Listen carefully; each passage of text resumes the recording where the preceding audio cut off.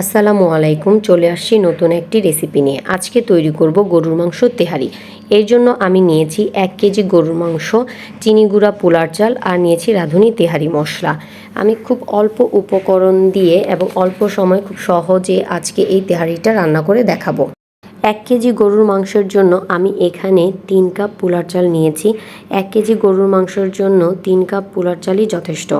পোলার চালগুলো আমি ভালোভাবে ধুয়ে একটা চালনিতে পানি ঝরাতে দিয়ে দিব। কিছু আলু আমি কিউব করে কেটে নিয়েছি। এখানে লবণ আর মরিচের গুঁড়ো দিয়ে আমি সামান্য একটু মেখে নিয়েছি এবং আমি এই আলুগুলোকে হালকা বাদামি করে কিছুক্ষণ ভেজে নিব। ভাজা হয়ে গেলে আলুগুলোকে আমি এখন তুলে নিব। এখন ওই তেলে আমি 1 কাপ পেঁয়াজ কুচি দিয়ে দিব। পেঁয়াজ কুচিগুলোকে আমি তেলে হালকা ভেজে নেব। যতক্ষণ না বাদামি হয় ততক্ষণ আমি পেঁয়াজগুলো ভেজে নেব।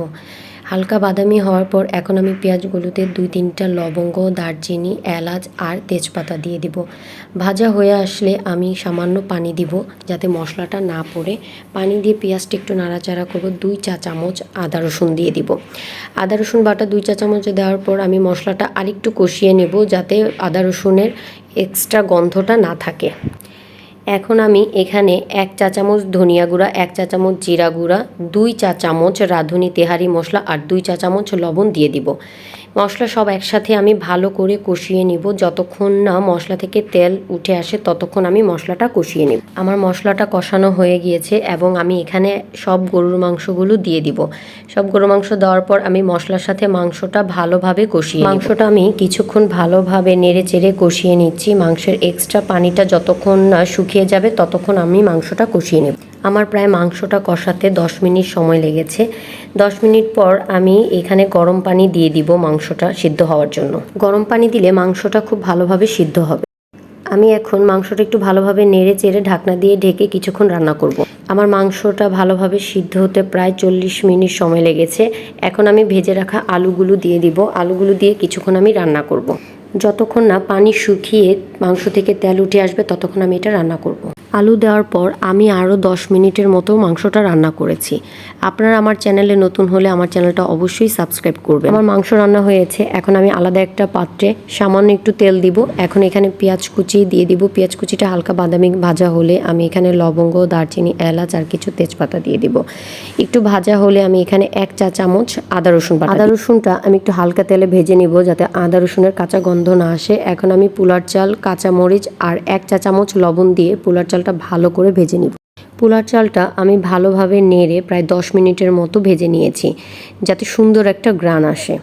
পোলার চাল ভাজা হয়ে গিয়েছে। এখন আমি এর মধ্যে গরম পানি দিয়ে দিব। সবসময় মনে রাখতে হবে পোলার চাল যা তার দ্বিগুণ পানি লাগে। আমরা এখানে 3 কাপ পোলার চাল নিয়েছি, তাই আমার এখানে পানি লেগেছে 6 কাপ। আমি পোলার চালটা প্রায় 5 মিনিটের মতো ঢেকে রান্না করেছি। এখন পানিটা শুকিয়ে গেছে, কত সুন্দর ঝরঝরা হয়েছে। এখন আমি নেড়ে চেড়ে কিছুক্ষণ আবার দমে বসিয়ে দিব।